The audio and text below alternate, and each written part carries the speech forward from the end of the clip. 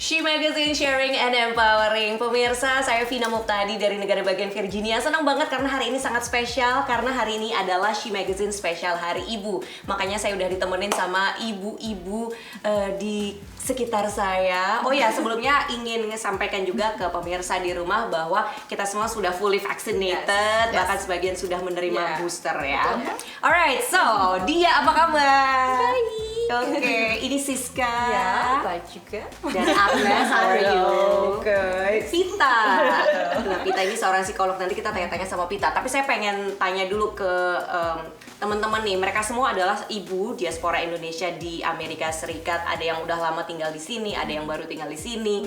Dia bahkan first time parent, ya. Anaknya umur 2 tahun ya. Betul. Artinya sebagian besar anakmu ini dihabiskan di tengah pandemi. Betul. Iya kan? Yes. Gimana nih membesarkan seorang anak di tengah pandemi, first time pula gitu? Tantangan yang terbesar sebagai first time parent selama masa pandemi adalah bagaimana caranya kita tetap menjaga schedule keluarga and at the same time bisa tetap menstimulasi anak untuk tetap aktif secara fisik dan intelektualnya.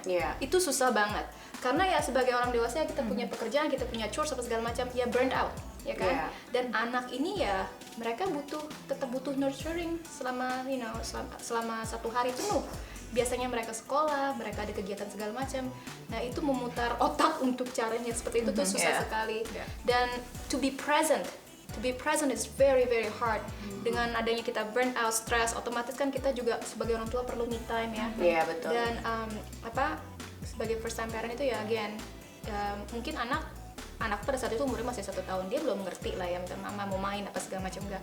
Tapi we can see that they need that social engagement, right? And he didn't get it from the school. Karena pandemi, karena kita tutup, harus support segala itu. macam. Itu challenge terbesar. Sometimes I'm thinking, oh my god, this is his first time of life, being able to socialize. Tapi ternyata pandemi seperti ini nggak bisa keluar.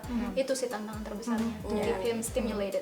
Itu tantangan dia ya sebagai first time parent. Nanti kita tanya sama psikolog ya Ibu Pita ya. Tapi sebelum ke Pita kita tanya dulu sama Siska nih. Karena kita sebagai ibu kan punya challenge masing-masing ya. Benar. Nah, kalau Siska sendiri pemirsa baru tiba di Amerika Serikat, belum ada setahun.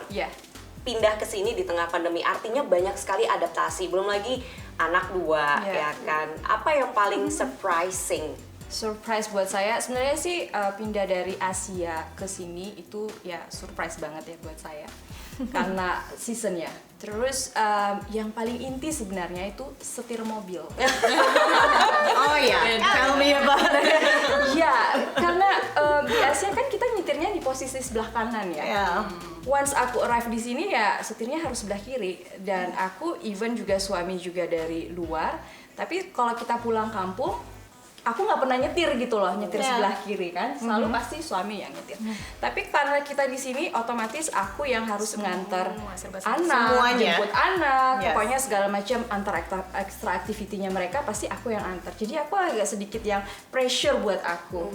Tapi ya lama kelamaan akhirnya aku terbiasa. Biasanya kalau di Asia aku hatam banget untuk parkir atau nyelip, maaf ya.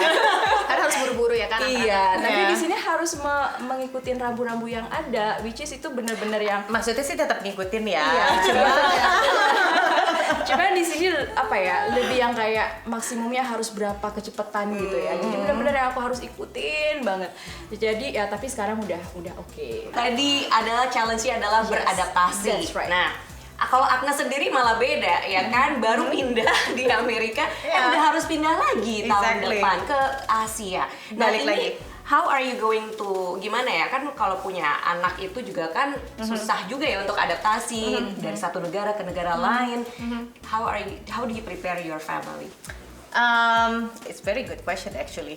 It's not easy at all. Like hampir 2 tahun lalu pas kita pindah ke sini, sama-sama dia pandemik, nggak bisa kenal siapapun ya gitu. Jadi semuanya dihabiskan waktu sama keluarga dan di dalam rumah. Paling kita keluar karena cuma di halaman aja gitu kan. Nah itu sangat berat sih buat anak. kebetulan dia orangnya sangat socialize dan harus main dengan anak lain. Nah, aku cuma punya anak satu. Jadi nggak ada temen kecil kan, that's very hard. Terus nanti kita mau pindah lagi ke Asia lagi kan. Mudah-mudahan sih ya, di tempat kita pindah nanti semuanya udah mulai berubah dan kebetulan anakku Javier sudah vaccinated as well, dos pertama. Jadi mungkin nanti bisa lebih bersosialisasi gitu. Tapi tetap that's the hardest part is again, like kayak dia bilang, adaptasi dan sosialnya. Jadi adaptasi sama social life itu challenge yang paling dialami sama teman-teman ibu-ibu di sini. Pita, gimana nih? Masukan, input? Ya, yang mungkin bisa kita garis bawahi adalah di masa pandemi. Yang artinya ini adalah temporer. Jadi karena ini temporer, sebaiknya kita tidak mendefinisikan atau mengasosiasikan apa yang kita lakukan saat ini. Karena kita dalam survival mode nih. Kita tidak mengasosiasikan kondisi saat ini, kemampuan atau apa yang kita lakukan saat ini dengan kemampuan parenting kita. Atau bahkan lebih jauh lagi keberhargaan kita. Kita merasa bahwa kok gue merasa rumah nggak sebersih yang kita mau sih, kok anak nggak bisa main seperti yang kita mau sih, dan lain sebagainya yang seharusnya ini sebaiknya perlu ada yang dilepaskan. Misalnya apa sih yang jadi prioritas saat ini? Jadi prioritas adalah kita semua sehat, kan? Kemudian anak atau keluarga merasa saling menjaga, saling merawat, sehingga connection antara ibu dan anak atau orang tua dengan anak tetap terjaga. Sedangkan ini kan sebenarnya temporer, ya kan? Dan nanti kalau kita dalam 10 tahun lagi kita look back, penting nggak sih? Benar juga. Ada satu hari, beberapa hari rumah berantakan, beberapa hari anak mungkin pelajarannya nggak kepegang semua. Yang lebih penting kan kita ketika look back, kita ngerasain kok betapa kita semua bareng-bareng ngelaluin ini sama-sama. As a happy family. Jadi mungkin fokusnya di situ aja. Ketika kita fokusnya ke hal yang bisa kita kendalikan, itu lebih gampang untuk melalui hari-hari daripada fokusnya kayak nggak bisa dikendalikan. Misalnya kayak, aduh ada muncul varian baru, aduh ada travel banning lagi di mana-mana. Itu kan di luar kendali kita, bukan kita yang ambil keputusan. Tapi kalau nanti fokusnya sama ketakutan, kecemasan ini, energi kita habis untuk ngadepin yang sehari-hari. Iya, betul. Oke, jadi yang saya dapat adalah intinya adalah kita bisa fokus sama yang bisa kita kendalikan. Ambil dari segi positifnya. Iya, betul. Makasih banget Pita, dan kita masih akan ngobrol sama ibu-ibu di sini, tentunya hanya di She Magazine spesial Hari Ibu. Yuk di bawah.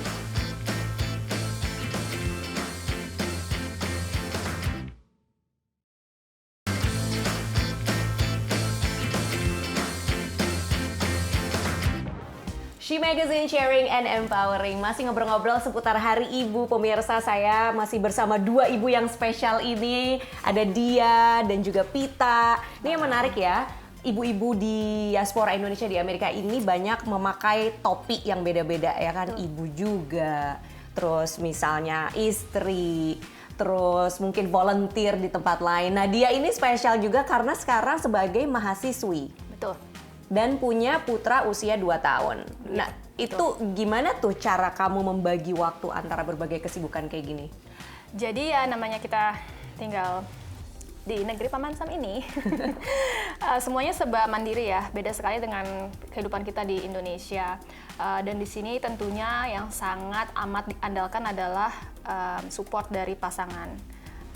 Tanpa adanya support pasangan atau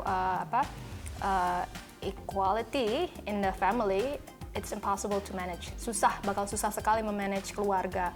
Jadi ya membagi waktu, kita lebih ke shift-shiftan sih. Biasanya kalau pagi aku shiftnya jaga anak, terus siang nanti sore shiftnya suami jaga anak, kayak gitu sih. Jadi bagi-bagi tugas gitu ya, sama. Nggak ada misalnya, karena perempuan kamu harus ngerjain ini, laki-laki harus ngerjain itu, gitu nggak ada ya? Justru malah kalau di rumah yang tukang bersih-bersih suami. Asik ya. Asik ya, ini penting nih. Nih, nanti kita juga akan tanya sama Pita, karena Pita seorang psikolog, tentang gimana caranya sih manage all these responsibilities gitu kan sebagai seorang ibu. Nah, tapi cerita sebagai seorang student ini ternyata cukup banyak dialami, nggak hanya sama Dia, tapi ada juga diaspora lain, namanya Nia English. Dan pemirsa, kita akan lihat bareng-bareng cerita dari Dia dan juga Nia English yang jadi ibu sekaligus jadi mahasiswi di Amerika.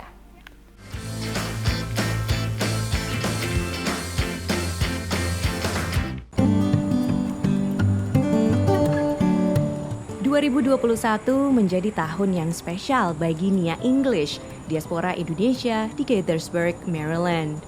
Ibu 3 anak ini meraih gelar sarjana Bachelor of Arts jurusan Studi Global dari Hood College.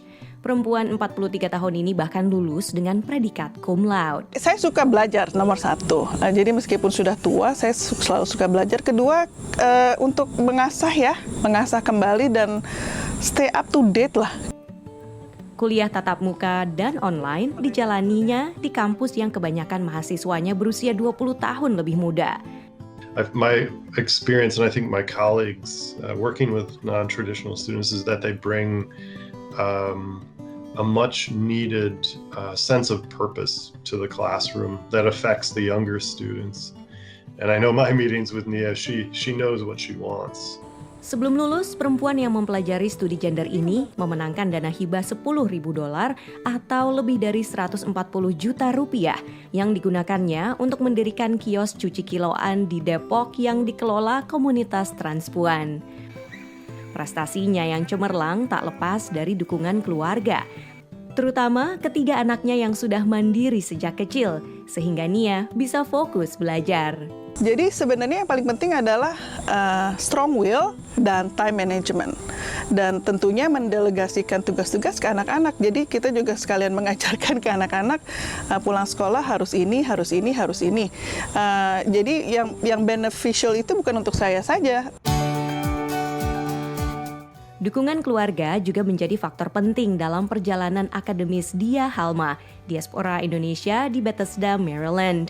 Ibu 1 anak ini sedang menjalani program Master of Business Administration di American University. Jadi ya untuk saat ini memang selama kuliah itu bagi-bagi tugasnya hampir semua equal. Pokoknya bersih-bersih Dani, aku yang ngurusin Juna, mau sopo gitu kan. Bedtime apa segala macam. Mantan program manajer di sebuah museum ini berhenti bekerja agar bisa fokus kuliah dan mengurus anak. Terus sekarang dia kalau kayak kemarin. Ia mengatakan putranya yang masih balita adalah pendorong semangatnya untuk belajar. Kalau saya kan motivasi terbesarnya pengen jadi role model ke anak-anak gitu kan, ke anak saya gitu, pengen menunjukkan kalau nih mama bisa seperti ini dan I wanna be independent woman gitu. Kedua perempuan ini membuktikan bahwa menjadi ibu tidak menjadi penghalang untuk terus meningkatkan potensi diri. Walaupun memang bukan kuliah pilihannya, I think every woman at no matter stage in their life needs to stay stimulated. They need to do self-development. Time management is crucial, tapi you can do it. Shall we walk to Balducci? Setelah lulus September tahun depan, dia mengatakan berencana kembali ke dunia kerja. Sementara Nia mengatakan akan meneruskan ke jenjang S2 program MBA. Dari Maryland, Vina Muptadi, VOA.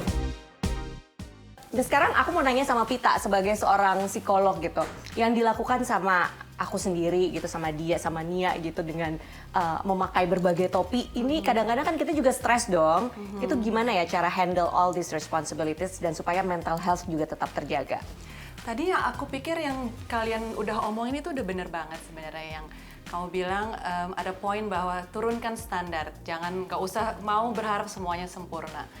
Kenapa? Karena memang nggak ada yang sempurna gitu. Kadang aku pikir tuh kita over glorifying a perfect mom, itu super mom adalah seseorang yang can handle everything without like flawless.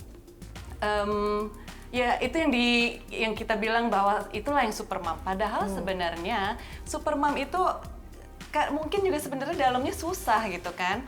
Jadi saya rasa kita perlu geser konsep super mom itu adalah orang yang berusaha semaksimal mungkin in any given circumstances.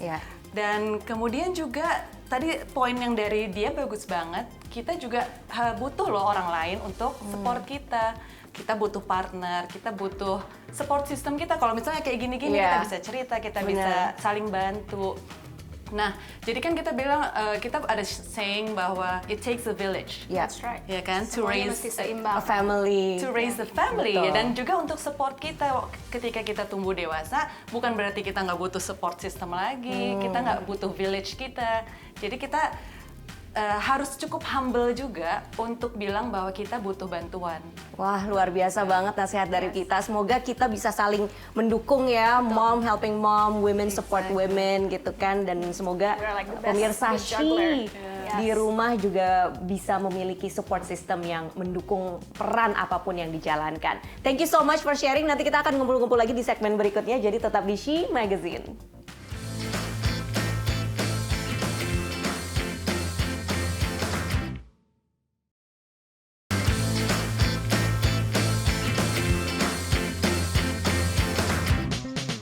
Hey, She Magazine sharing and empowering. Welcome back. Masih seputar Hari Ibu nih. Bareng saya Vina Muptadi. Sekarang masih ngobrol sama ibu-ibu kesayangan saya, ibu-ibu diaspora yang ada di negara bagian Virginia sekarang ini. Ada Siska, terus ada Agnes. Nah, bulan Desember ini kan musim liburan ya di Amerika. Agnes baru sekitar 2 tahun ya tinggal di sini ya? 2 tahun. 2 tahun. Selama di Amerika Serikat, liburan apa yang paling berkesan sama keluarga?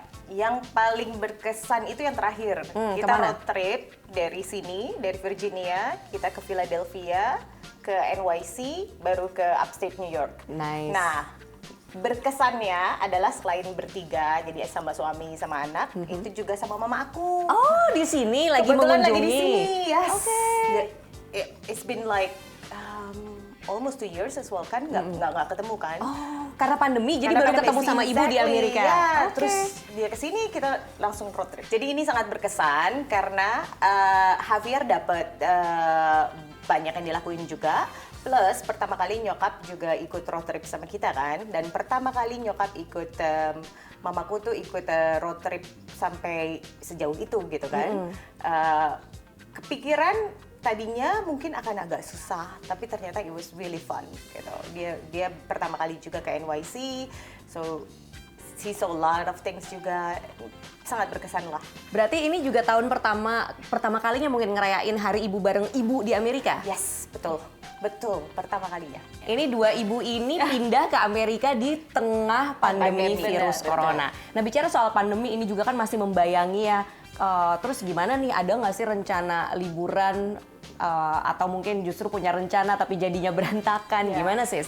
Ya, of course ya. Sebenarnya liburan yang paling kita kangenin itu ke Indonesia. Tapi ya karena pandemi sekarang ini susah banget, apalagi sekarang kasus COVID itu naik lagi ya. Dan karantinanya udah mulai naik lagi harinya dari 3 menjadi 10 hari ya kan. Jadi ya sekarang ini kita liburannya ya sekitar sini aja. Nah, bicara soal liburan, kita juga akan simak nih gimana rencana liburan orang-orang Amerika Serikat di akhir tahun ini di tengah pandemi virus corona juga. So let's check it out.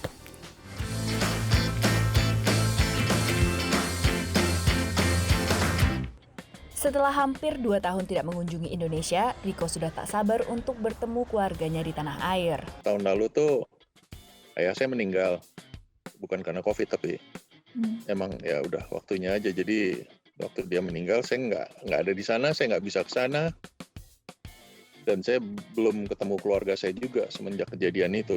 Namun perkembangan varian baru Omicron yang berdampak pada perpanjangan durasi karantina di Indonesia mengubah rencananya. Karena kita kan punya cuti dan waktunya terbatas gitu.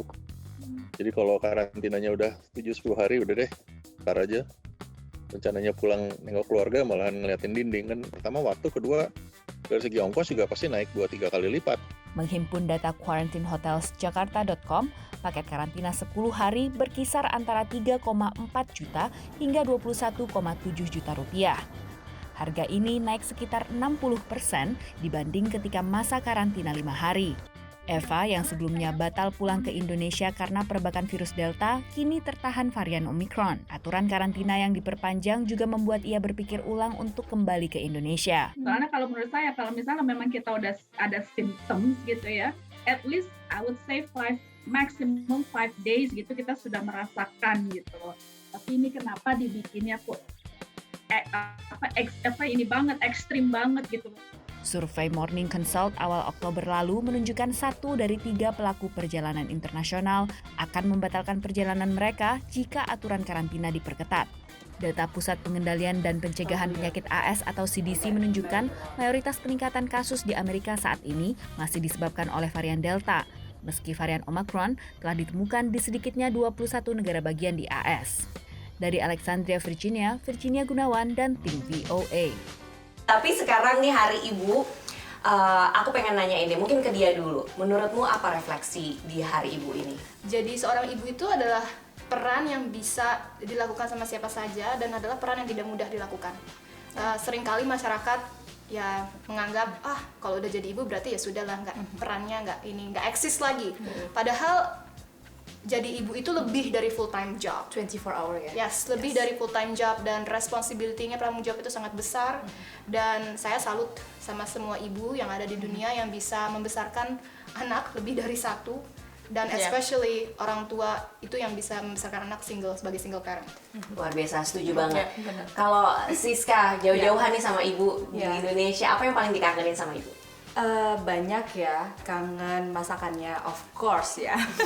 Bisa ngobrol bareng face to face dengan tanpa melalui telepon. Walaupun sekarang ini masih bisa sih untuk komunikasi sama ibu tiap hari melalui WhatsApp segala macam dengan sosial media.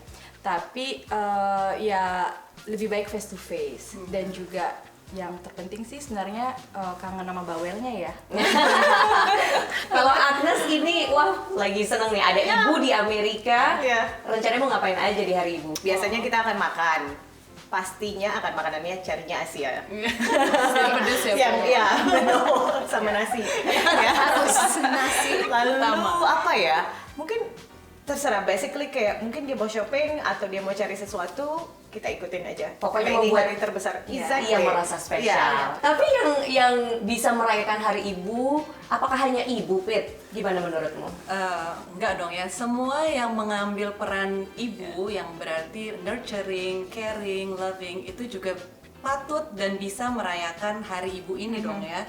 Jadi jangan merasa bahwa kan ada kan orang-orang yang nggak bisa punya anak langsung atau nggak bisa mengandung, jadinya jadi merasa tidak bisa di-include, nggak sama sekali ya. Kita meng-include semuanya, semuanya yang merawat anak, semuanya yang memberikan kasih sayang kepada anak patut merayakan hari ini. Kita rayain sama-sama, nggak ada beda-bedanya. And after all, happy parents, happy children. Happy mom, happy family. Happy family.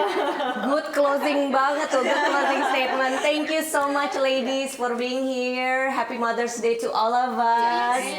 To everyone at home. Happy Mother's